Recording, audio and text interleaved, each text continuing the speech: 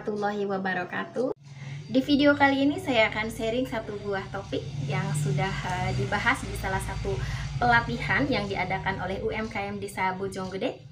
Dan topik kali ini adalah tentang harga pokok penjualan, di mana topik ini adalah topik yang sangat diminati oleh setiap anggota di UMKM Bojonggede, yang akan dipaparkan oleh Ibu dosen Ibu Julia Retnawulan, SEMM, sebagai seorang dosen di salah satu perguruan tinggi di Depok, Jawa Barat, juga sebagai pemberdaya UMKM di Kabupaten Bogor, dan beliau adalah sebagai seorang pengusaha dengan brand Like This. Berdasarkan ilmu beliau sebagai seorang dosen dan pengalaman beliau sebagai seorang pengusaha, insya Allah pemaparannya sangat simpel dan sangat sederhana, sehingga teman-teman UMKM khususnya dan juga para pengusaha yang baru merintis usahanya sangat mudah untuk menerapkan HPP ini pada usaha yang sedang dijalankan. Terima kasih, selamat menyimak dan selamat belajar.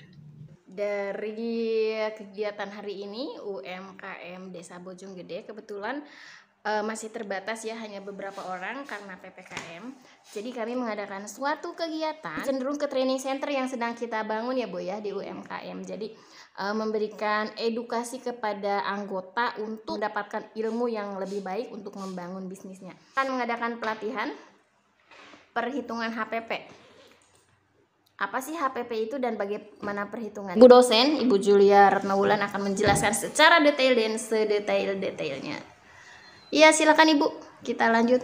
Bismillahirrahmanirrahim. Assalamualaikum warahmatullahi wabarakatuh. Waalaikumsalam warahmatullahi wabarakatuh. Kalau kita bicara tentang UMKM, ini saya jelaskan materinya mungkin tidak sama dengan kalau saya ngebahas tentang bagaimana pembukuan secara akuntansi gitu ya.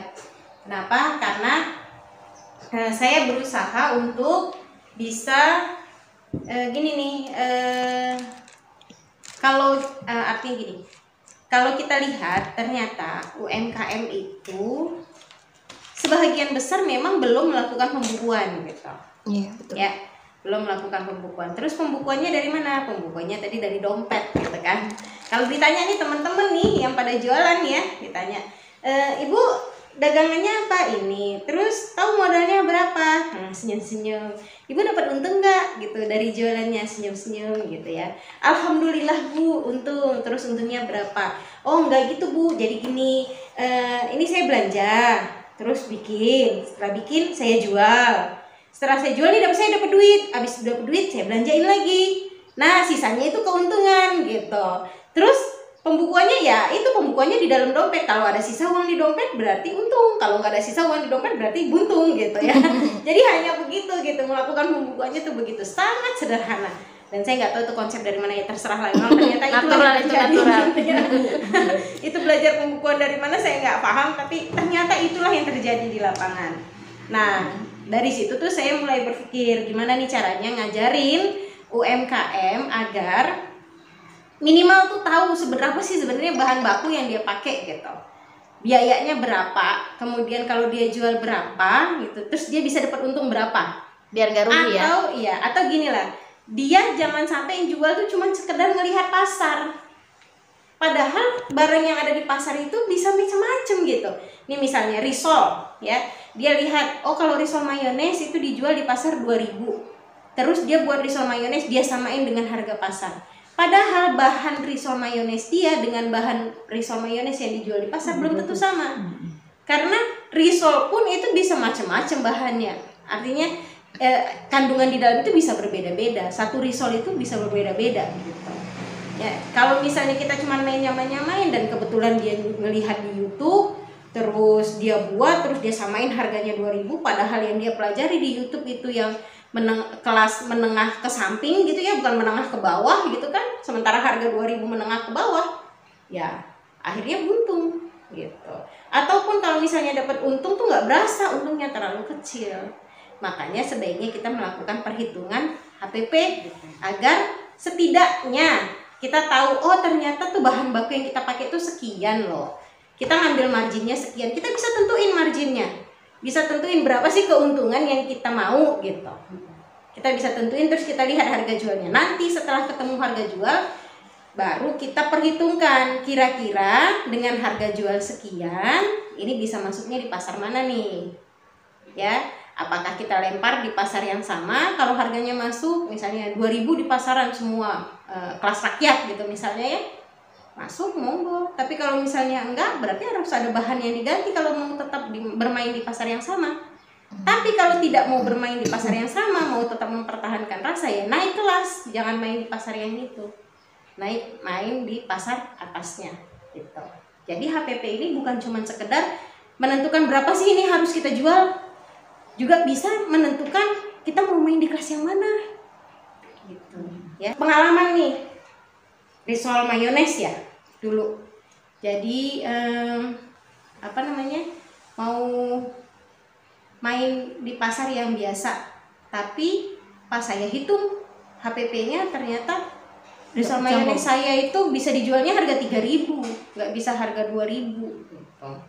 Ya, berarti pilihannya dua, mau pindah kelas atau mau ganti bahan baku gitu. Kalau mau ganti bahan baku ya mau main di risol yang mana, mau main di mayones yang mana gitu kan, mau pakai saus yang mana, kan pilihan merek berarti pilihan harga. Iya, betul. Jadinya kita bisa memilah-milah, bisa ngepas-ngepasin nih produk kita tuh sebenarnya seenaknya tuh seperti apa agar bisa diterima oleh pasar. Ya, intinya seperti itu. Nah, terus gimana nih? Kita nggak berbicara masalah akuntansi ya. Maksudnya tidak dari segi pembukuan, kita hanya menghitung berapa modal yang kita butuhkan untuk membuat satu produk, ya. Terus berapa bisa kita jual produk tersebut, ya. Jadi hanya sebenarnya simpel banget, ini ilmunya simpel banget, ya. Logika doang ini ya, bermain di logika. Ya, misalnya apa nih? Kita mau hitung, tapi nanti nih HPP nggak hanya di HPP ya. Nanti berlanjut di break even point. Karena kalau kita udah tahu HPP-nya, kita hitung break even point-nya. Kalau misalnya jadi gini, break even point itu kan titik pulang modal. Kita udah tahu nih kita mau jual sekian, gitu ya. Tapi kita jual berapa baru kita bisa pulang modal, gitu. Kalau pemadam kebakaran bilang pantang pulang sebelum padam, gitu kan? Atau pantang pulang sebelum padam. Makan dulu gitu. Oh iya. Ya. Kalau kita gitu juga sama, pantang pulang sebelum BEP berarti gitu. Kalau jualan tuh minimal harus BEP biar bisa belanja. Kalau ternyata pendapatan kita di bawah BEP, ya artinya kita harus nombok gitu ya. Jadi kita mulai dulu nih, apa nih yang mau kita bedah nih? Ini banyak banget nih kue yang mau dibedah, saya bingung nih. Results aja mungkin ya. Itu HPP ya. Harga penjualan produk. Kelihatan nggak Mbak Anti tulisannya segini? Kelihatan ya. Nah, apa yang harus kita lakukan pertama? Yang pertama, ini risol ya. Risoles. Apa yang kita lakukan pertama? Pertama, kita hitung berapa biaya yang kita keluarkan untuk produksi risol. Kalau kita berbicara biaya, itu sebenarnya ada dua kategori ya. Ada yang disebut dengan biaya tetap atau fixed cost, ada yang disebut dengan biaya variabel atau variable cost gitu. Nah, kalau fixed cost ini adalah biaya tetap. Biaya tetap. Apa kategori biaya tetap? Kategori biaya tetap adalah biaya yang tidak berubah. Biaya yang tidak berubah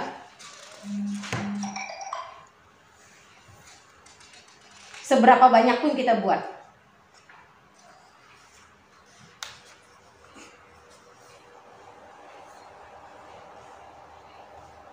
Kayak tepung gitu, Bu. Kalau tepung enggak, justru tepung termasuk dalam variable cost. Oh, oke. Kenapa? Karena kalau misalnya kita mau buat 100 risol, kita butuh 1 kilo tepung. Kalau kita mau buat 200 risol, kita butuh 2 kilo tepung, berubah. Kalau ini yang tidak berubah, apa aja yang masuk kategori? Kita belum bahas itu ya, kita masih bahas biaya. Apa aja berarti? Sewa tempat, ya. Sarana lah itu. Sewa tempat. Kita mau buat 1.000 hari ini, mau buat 500 hari ini, mau buat 30 doang hari ini. Sewa tempat ya segitu doang, segitu, nggak berubah gitu. Gaji karyawan, gaji ya, bukan upah. gaji karyawan. Karena biasanya kalau gaji Bulanan. itu bulanan. Kalau upah atau bonus itu biasanya berdasarkan produksi, gitu kan. Apalagi Alat-alat nggak masuk situ. alat-alat. Kompor gitu. Kalau kayak begitu tuh kita udah hitungnya, kita sudah punya investasinya gitu. Peralatan itu kita sudah punya investasinya. Paling nanti kalau mau dihitung tuh biaya penyusutan, biaya penyusutannya. Kalau misalnya kita nih mau buat risoles, terus kita mesti ngitung beli baskom, beli kompor, beli enggak itu kita enggak break even point kita gitu ya. Nggak bisa BEP kita nantinya gitu. Mau berapa tahun nih BEP-nya gitu. Nggak bisa ngitung berapa jumlah BEP itu. Kalau yang produksi jumlah besar dan ini ya. Iya. Kalau misalnya itu nanti skala makanya itu lah mungkin gitu. makanya saya bilang beda sama ini yang saya buat sederhana sekali. Beda sama kalau kita membuat perhitungan dengan akuntansi, itu beda ya. Kalau ini kita buat perhitungan HPP berdasarkan satu produk gitu. Jadi bukan banyak produk dalam skala kecil gitu. Intinya peralatan yang kita pakai untuk membuat ini adalah peralatan yang sudah ada di rumah. Kompor ya udah ada di rumah, baskom udah. Bahannya kita buat misalnya ini buat satu adonan. Katakanlah ini buat satu adonan. Nah, kalau buat ini apa yang kita andelin untuk bisa menghitung, untuk bisa melihat bahan baku? Resep kan? Resep kan? Resep risol yang harus kita lihat gitu. Kita butuh misalnya 200 gram 175 gram terigu misalnya. Nanti ada yang bantu ngitung ya. Ya. Terus 25 gram susu. Ya. 1 sendok makan itu biasanya aku pakai sekitar 25 gram margarin. Ya, kemudian 1 butir telur, kemudian airnya ini biasanya 500 ml air. Katakanlah ini resepnya ya. Nah, ini resep, ini bahan baku yang kita pakai. Untuk resep ini akan menghasilkan 20 kulit risol. Ini baru kulit doang nih. Belum isinya. Apa nggak usah kita isi? Atau mau kita isi pakai opa Korea? Kita impor dulu opa Koreanya. Ya, opa Korea udah nggak keren katanya sekarang ya. Yang keren itu Ajusi. Kenapa? Upahnya nggak masuk. Upah belum. Apa? Tepung panir. Oh, tepung panir. Oh iya. Tepung roti. Benar, bukan lupa kan? Ini belum masuk isi juga sih. Isi Belum. Sampai ke itu. Tepung panir itu butuh berapa ya? Kalau untuk 20 ya? Ini yang begini Kira-kira seperempat juga kebanyakan itu. Kita harus ngitungnya pas untuk 20. Iya, kalau kita beli seperapat berarti ada sisa. Iya kan? Iya. Jadi kalau buat 20 itu perhitungannya terpakai ya. Kalau beli sih jangan beli 100 gram ya. Kalau beli mah tetap aja belinya seberapa. Ntar ditimpuk sama tukang jualannya kita kalau belinya 100 gram. Iya. Terus kalau 100 gram beneran juga kita nggak bisa manir, orang sedikit banget kan. Ya, kita butuh panir kan banyak kan, walaupun nanti yang nempel sedikit. Yang terakhir gitu. Iya, yang terakhir nggak kebagian ntar ya. Terus berarti berapa ini tepung panirnya? Sekitar 100, kebanyakan juga itu 100. 50, kebanyakan 100. Biasanya seperapat itu bisa sampai 50-an saya buat. Gitu. 50 aja deh. Ini panir ya, berarti 100 lah, sekitar 50 gram lah. 50. Panir. Kan ada yang di blender lagi. Iya. Kalau yang orange mah di blender lagi biasanya biar halus. Biar lebih halus. Kenapa di blender? Tahu nggak? Kalau kasar dia nempelnya itu nempelnya itu nggak menutupi seluruh permukaan kulit. Jadi terkadang kulitnya kering. Walaupun dimakan jadi lebih crunchy kalau yang kasar. Terus pada jatuh-jatuh juga Iya. kan. Kalau yang kasar tuh dimakan kriuk-kriuk gitu. Tapi kalau yang halus tuh kayak itu tuh tadi contohnya itu udah halus tuh. Di blender ya ini. Tuh. Dihalusin. Ya, di blender dia menempel seluruh permukaan kulit. Jadi kulitnya itu nggak kering. tapi nggak terlalu crunchy kalau itu. Gitu. Pilihan itu ya. Mau itu aja. Mau kentang wortel? Boleh sih kalau mau kentang wortel. Ntar kita lihat nih 50% bujangnya beneran nggak? Iya bisa di. Ya. Tapi kalau ini kan kita tenaganya itu. Nah, tenaga kayak gitu. makanya. Nah, ini kan kita bicara ini buat 20 Kulit. buat 20 biji ya, 100 gram kentang misalnya. Ya. Terus 50 gram wortel. Biasanya mah banyakan wortel dari Banyakan wortel sama Berarti kentang. 100 sama 100 lah, sama-sama 100 aja. gram wortel. Kentang. Bumbu kita butuh berapa? Udah intinya tulislah bumbu ya. Bumbu. Kemudian apa? Pakai susu kental manis nggak? Enggak ya? Enggak. Tepung maizena Apalagi nih? biasanya di Hah? Margarin buat menumis atau Margarin. atau Minyak apa? Margarin. minyak. Kita ada ukurannya. Minyak ntar aja ukurannya sekalian sama yang goreng. Apalagi? Udah, kentang, wortel, bumbu, ayam. Ayamnya butuh berapa? 100 gram lah ya. Garam sama enggak dia. Itu masuk bumbu. Terlalu kecil. Oh iya. Ribet ngitungnya, termasuk bumbu. Garam, roiko itu udah dihitung ke bumbu. Udah. Ini doang nih. Udah. Kalau ini udah berarti apa lagi? Kita butuh gas. Punya akte gitu. Iya kan? Yang satu kemarin. Tenaga kerja. Apa lagi? Itu aja surat keterangan lahir. Gas. Minyak goreng. Minyak goreng. Kalau nggak suket lahir gitu aja. Yang tadi saya suruh ngisi tadi. Gas, tenaga kerja. Bisa Udah ya? aja, iya. Udah ya? Kira-kira ya? Sekarang kita hitung terigu. Ya, salah. 175 gram terigu itu berapa kira-kira? Sekilonya Sekilonya 7.000. 8.000 sekilonya. 8.000. Berarti Yang nggak 8.000. baca 2.000 lah. 8.000 dibagi berarti 8. 175 kali 8 berapa? Ayo dihitung monggo. itu ada yang Buka kalkulator. gimana Bu? HP-nya. Ayo Bu, HP-nya Bu. Buka 175 kali 8 berapa? Kali 8.000 ya? Kali 8 kan dihitungnya per gram. Oh. Kan? Ini kan 175 gram. Berarti 175 kali 8 berapa? 1.400. 1.400. Oke. Susu, berapa susu sekilo? Nggak ada kilo. Emang kilo? Ada kilo susu tunggu dulu. Satu saset berapa? Satu saset 3.500. 3.500 tapi isinya 65 berarti dibagi 2. Bagi 2. Berarti berapa? 2.000 lah ya. 2.000. Margarin sekitar 25 gram. Yang saset Margarin itu katakanlah kita makainya Simas ya. Simas itu 18.000 sekilo kan? Berarti 18 kali 25. Ayo berapa? Udah kayak ngajarin anak SD nih. Udah kembali lagi 25 ke kali angka. 18. Ayo hitung. 25 kali 18 berapa? 4,5. 450. 50. 500 lah. Iya 500 lah. 500 biar dia ada. Ini juga nih 1.500 aja.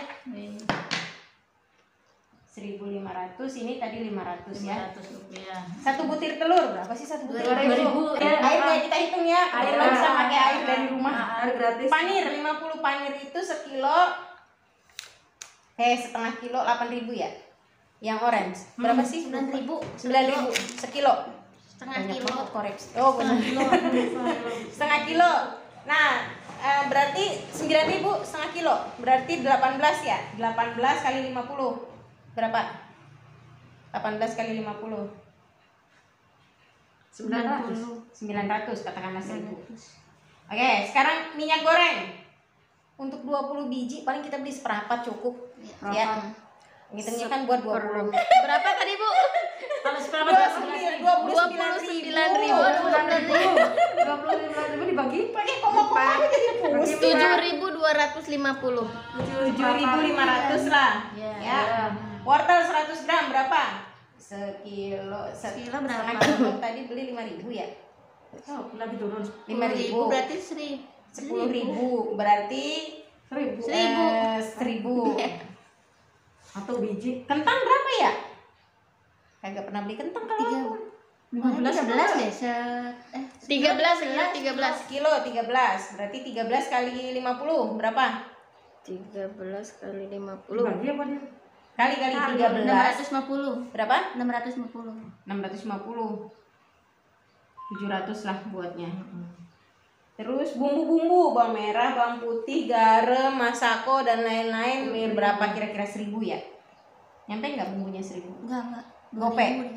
2.000. 1.000 dah. Bawang putih. Bawang Bawang putih putih sekarang, kalau putih sekarang aja. Bang putih berapa butir kan paling? Iya, 1000 lah. Iya. Coba. Ayam 100 gram. Sekilonya itu 30 sekarang. 30 saya beli. Kok murah? Hari Ya ini beda ya pada 4.000 lah gitu kan. 32 deh yang biasa. 32. Kalau 4.000 kan Berarti 32 kali 100 3.200. 3.500. Setengah lah, 3.500 lah ya. Gas, kira-kira gas kita pakai sekitar 2.000 kalau lah. aku sih ngitungnya 3.000 ini. Oh, 3.000. Tenaga kerja per 20 berarti kita mengeluarkan tenaga kerja berapa? Per 20 biji sampai dengan matang. 2.000. Jadi kalau kita produksi sampai 100 biji, kita dapatnya sekitar 100 berarti 20.000. 20.000. Kok 20.000? 2.100 kan 20. 2.000 100 kali berarti 10.000. 10.000. Jadi kalau misalnya ada kita pakai karyawan nih, dia memproduksi risol kita 100 biji, berarti hari itu kita gaji dia 10.000. Ini minum saya tadi ya? Gitu. Ntar dulu untuk tenaga karyawan diambilnya dari mana, Bu? Masuk ke dalam biaya. Maksudnya Gimana cara ya kalau 100 biji cuman ngambil untuk menentukan apa sih tenaga Jumlahnya. kerja? Kita perhitungkan langsung aja. Oh, Diperhitungkan secara jadi kira-kira gini. Kapasitas produksi kita tuh sehari berapa sih risol gitu. Kira-kira manusiawi, makanya tadi saya bilang kalau kita produksi 100 biji berarti karyawan kita kasih 10.000 gitu ya. Itu kira-kira manusiawi nggak gitu kalau kita kasih. Nah sekarang kita produksi sehari 100 biji itu tuh Dikit. paling cuman 1,5 jam ya bujanya ya. 1,5 jam sampai 2 jam lah. Mana aja sih karyawan kerja 2 jam. Kalau misalnya dia produksi 200 biji, berarti dia bisa dapat 20.000 kan? 20.000 kali 30 berarti berapa gajinya gitu loh, perhitungannya. Kira-kira pantas nggak dikasih gaji segitu? Gitu. Tapi kan saya nggak pakai tenaga kerja, ngapain tenaga kerja di sini ditaruh? ya Iya, saya Pak, waktu kita harus pakai kan. Nah, itu jawabannya. Sewaktu-waktu ada pesanan banyak, kita Mau harus nggak mau pakai kan harus tenaga pakai kerja, orang. nggak bisa kita kerjain sendiri, kerepotan, kehabisan nafas kalau ngerjain sendiri. Gimana kita berani bayar? Karena kita sudah masukkan biayanya. Karena sudah ngitung. Kita udah hitung biayanya waktu kita menentukan harga. HPP, iya. Jadi kita nggak takut rugi kalau kita udah hitung tenaga kerja. Gitu. Kemarin bidol berapa tenaga kerja? 5.000 kan ya? 5.000. 5.000 tapi itu per 5 loyang. Kan setiap satu adonan tuh jadi 5 loyang tuh. 5.000 per 5 loyang. Jadi setiap kali karyawan mengerjakan 5 loyang, dia dapat 5.000. Tapi sehari itu saya butuh waktu 4 jam untuk bisa buat waktu itu berapa 25 ya? 25 bidol yang waktu pas Kampung Cukur Kampung Cukur. Iya, Kampung Cukur ya. Itu butuh waktu sekitar 3,5 jam sampai 4 jam jadi 25. Nah, bayangkan kalau seandainya karyawan kerja itu dia dapat berapa? 25.000. Gitu ya kan, jadi pantas nggak gitu. Itu yang kita perhitungkan pantas tidak pantasnya dari situ. Oke. Dan kalau seandainya memang kita butuh karyawan, kita udah nggak bingung ngambilnya dari mana. Kalau ternyata kita tidak butuh karyawan, ini adalah gaji kita. Oh, gaji kita sendiri ya? Gaji kita sendiri. Biar bisa di saving ya. Ini di luar dari keuntungan Keuntungan. gitu. Ya, oke? Oke. Sudah? Nah, sekarang hitung deh semua. Ayo yang punya kalkulator, dihitung. 1.500. 1.500 Tambah 2.000. 2.000 2.000. tambah 500. Tambah 200. 500 tambah Tambah 700. 700 Tambah 1.000. tambah 1.000 Tambah 7.500. 7.500 Tambah 20.000. Tambah 2.000. 26.700. Kentangnya nggak dijadiin 1.000 aja sekalian. Biar nggak Itu kentang. Udah 1.000 Ya udah, aja. ulangin lagi ngitungnya. Kan tinggal nambahin 300 rupiah. Iya, toh, sok tambah Berarti 27. 27.000 ya. 27.000. Modal. Ini masih modal. Dibagi 20. Berapa? Berapa? 27.000 dibagi 20. 1.000 lagi tadi. 1.000 Iya. berapa? 1.350. Jadi modal kita untuk buat risol isi ayam Per itu satu hanya 300. 350. 1.350. Dijual 2.000. Satu Dijual bijinya. 1.700 nih sama kita. Oh iya, Kalau- karena kalau untuk reseller reseller ya. ya. Berarti kita cuma Reseller dapat untung berapa? berapa? 400. Nggak nyampe. 400 perak. 350. 350 350 perak. satu Jual amat ya? Satu biji. Kalau Kalau dapat segitu ya? pesanan 10.000. Nah, asal tangannya ya. Tangannya jadi lentik. Saya tak batasin kalau Jadi pesanan tadi target 50%. Di atas itu saya stop. Sampai. Itu aja saya 2 ronde. Nah, sekarang Bu Jange harus Bu Jange kan mulai hitungnya memanage. juga pakai, Kalau dapat pesanan 500, gimana caranya biar supaya bisa ngejar? Kalau Bu Jange ngebatasin terus, nggak berkembang-kembang. Iya emang. Gitu.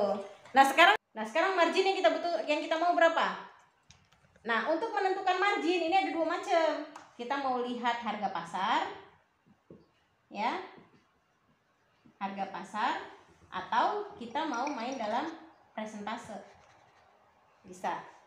Kalau misalnya kita mau lihat harga pasar nih, kita lihat, oh risoles ayam itu dijual rata-rata 2,5. 2,5 biasanya Bu. Kalau aku 2.000, 2,5 tergantung besar kecilnya. 2.000. Nah, kita ngelihat harga pasar, udah kita tentuin aja harganya 2.500. Berarti dikurang 1.350, berapa margin kita? 750 ya? 750. Ini 2.500 cinta. Oh iya. 1.150. 1.150. Hampir 100% toh. Kalau untuk reseller kan beda lagi. Reseller biasanya 2.000. Harga jualnya ya kita harus bedakan itu. Kita harus ngitungnya reseller. Iya, sebenarnya. reseller, iya. Kalau misalnya yang jual langsung, anggaplah itu keuntungan. Iya, Salah. Oke. Kita harus harus tahu. reseller karena kita kan 2.000. untuk reseller. Ya, 2.000 dikurangin 1.350. Jadi 650. 650 ini margin kita. Kalau kita mau melihat harga Reseller. pasar, harga pasar. yang beredar di pasar. Margin tadi apa itu, Mama? Margin itu keuntungan. Ya. Berarti margin kita sebesar 650. Bedanya apa sih Bu bedanya kalau kita jual langsung ke konsumen sama jual langsung ke reseller? Kenapa kita mau berkorban ngambil untung lebih sedikit ngejual ke reseller daripada ke konsumen? Kan kalau konsumen kan kita jadi mana dapat 1.150. Teorinya ya. Iya kan? Ngapain kita ngurangin keuntungan kita ngejual ke reseller? Ada syarat dan ketentuan berlaku harusnya. Kalau ngejual konsumen dia mau beli 1 boleh, mau beli 2 boleh. Kalau ke reseller minimal berapa? Karena keuntungan yang kita dapat kan sedikit, maka kita harus kejar kuantitasnya. Dia harus beli jumlah yang lebih banyak. Iya, betul. Kalau dia jualnya banyak, keuntungannya kita dapat juga jadinya banyak. Nggak capek kerjanya gitu. Betul. Tapi kalau misalnya kita mau jual ke konsumen ya monggo, mau jual berapa aja kan keuntungannya emang lebih. Gitu. Kalau kita ngejualnya ke harga konsumen, terus suatu saat ada reseller yang mau gabung ke kita, ya kayak tadi gitu nggak? Iya. Iya, Makanya dipersyaratkan. kalau saya ya Mbak Anti ingat nggak waktu kita buat konsep bidol? Iya. Kita Harga, buat ada konsep 3 bidol, harga. Kita buat 3 harga langsung. Jadi di awal sebelum bidol itu tercipta, kita udah buat konsep harganya. Gitu. Kita udah perhitungkan harganya dan hitungnya sampai bolak-balik ya. Iya, ada harga distributor, harga Sekali reseller. ngitungnya di rumah Mbak Anti, sekali ngitungnya di rumah Fauzia, sekali ngitungnya di rumah saya. Bener-bener. Saking Belum lagi di konsepnya- desa. Belum lagi di desa, saking konsepnya tuh bidol gitu ya. Nentuin harga, kita buat 3 harga langsung, jadi nggak keder. Karena kebanyakan gitu. Iya. Pengalaman Fauzia juga sama. Saya bilang harganya segini Bu, giliran ke reseller berarti kan harus dikurangin lagi. Nyesek juga itu gitu. Kita yang babak belur ya. Kita yang babak belur. Kalau nggak, itu Akhirnya kalau kita Fauzia nggak tahu. sekarang naikin harga kan? Iya. Dari berapa? Dari 50 jadi 65. Awalnya 50 tuh Puyuh, jadi 65. Kenapa? Karena tadi konsep reseller tadi gitu. Makanya tuh saya tidak pernah menentukan satu harga kalau buat produk. Produk apapun itu harus minimal 2 harga. Minimal Tapi karena 2, kemarin preferensi. konsepnya bidol itu dari banyak jenjangnya, jadi saya buat 3 harga gitu. Jadi udah ditentukan. Oke, ini tadi menetapkan berdasarkan harga di pasar ya. Iya, betul. Terus bagaimana dengan presentase? Menetapkan harga dengan cara presentase. Ya udah, kalau dengan cara presentase nih, tadi modal kita adalah 1.350. Kita mau keuntungannya berapa persen? Misalnya 50%. Ini kan barang mateng. Kenapa menetapkannya 50%? Karena resikonya gede. Ya, beda barang yang tahan 3 bulan. 3 bulan nggak laku masih bisa dijual. Ini kalau risol nggak laku hari ini, besok nggak bisa dijual. Dikasih ke orang. Kecuali yang frozen ya. Nah, kalau misalnya kita mau 50%, berarti berapa? 50% dari segini berapa? 2.700 2.000 berarti 1.350 kali tambah kali 2. 50%-nya ya. Oh, 52 ya. Oh, 52. Bagi 2. 50% dari itu ya. Nah, Berarti berapa? 1,5 lebih. 1.350 bagi 2. 675. 675. Iya benar Bang. 675. Ya udah ini jumlah. Nah, itulah harga jualnya. Berarti berapa tuh? 1.350 ditambah 675. 2025. Tuh, berarti kita jualnya harganya 2.000. Sebenarnya kan beda tipis. 2025 kita jual tuh ke reseller. Kita lepas 25-nya itu. Dapat reseller. 25 di Ya, atau dinaikin, jangan diturun. 2.100 ke reseller. Reseller bisa menjual 2.500 gitu. Pasti nanti resellernya 2.000 aja sih Bu gitu ya. Artinya kalau misalnya dia minta begitu, ya berarti kita mengurangi keuntungan, nggak sampai 50%. resikonya di situ ya. Ya, jadi begitu. Tapi kalau menentukan itu yang ikut reseller ke kita itu minimal ngambil ke kita itu Berapa? gitu. 10. Kalau Untuk menentukan minimal ngambil berapa, sebenarnya kita mainnya ngelihatnya gini, kekuatan pasarnya itu seberapa ya gitu. Kekuatan dia menjual seberapa ya gitu. Jadi nanti di rata-rata. Kayak gini, misalnya reseller, kalau dia cuma mau ngambil sebox 2 box mah hitungannya harusnya konsumen. Katakanlah sebox itu isinya 10 gitu ya. Hitungannya konsumen. Oke, udah nih ya. Udah, yang silakan. tadi menentukan minimal ngambil reseller tadi. Oh iya, jadi minimal ngambil reseller tadi kita hitung-hitung aja Bu. Ini 650 loh keuntungan kita kalau kita ngasih ke reseller. Kira-kira target kita mau dapat untung berapa sih? Gitu. Kalau kita punya reseller tuh kira-kira setidaknya 10 ya 10 pak lah katakan gitu. Ini kan pieces ya. Biasanya Ini 650 Iya, per pieces. per Hitungan per pieces. pieces. Berarti kalau per pak kita dapat keuntungan 6.500. Katakanlah misalnya kita 65.000 lah setidaknya gitu, berarti minimal kan 10 berarti pak. udah 65.000 ya. Itu sih sebenarnya perhitungan kita aja, Kadang-kadang timbang-timbang kebijakan kita aja. masing-masing juga. Kalau banyak resellernya bisa turun lagi. Bisa turun lagi. Yang penting stoknya tersedia. Reseller itu paling kesel kalau stoknya nggak tersedia. Break even point. Baru Untung. modalnya balik. Oh, Berarti gimana tuh rumusnya? Kalau pakai rumus yang ada di buku, dia tuh kan pakai akar-akar gitu ya rumusnya ya. Nanti pada puyeng kan mak-mak ya. Iya, yang simple aja Bu. Jadi kita mikirnya gini.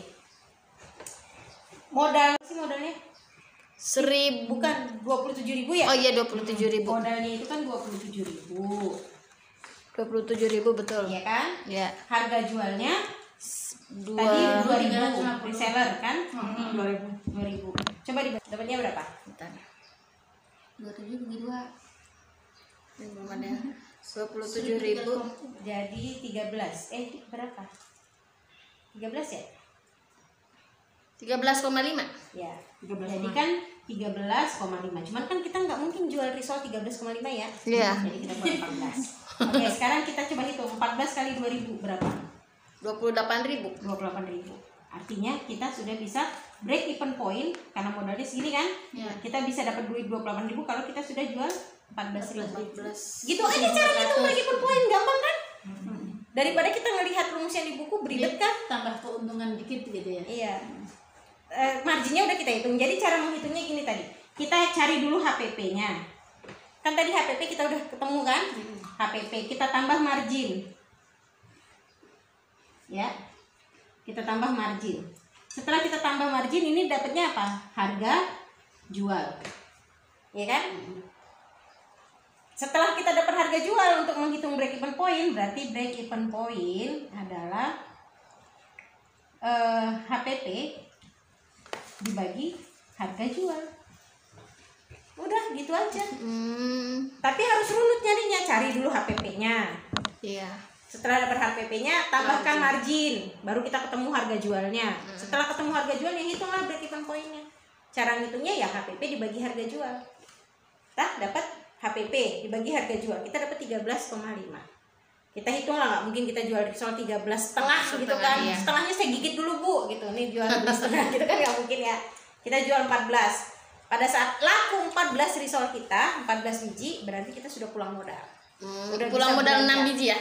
Iya, untung itu berarti. Iya, 6 biji udah keuntungan. Untung ya. Berarti 6 biji itu adalah keuntungan kita. Bersih.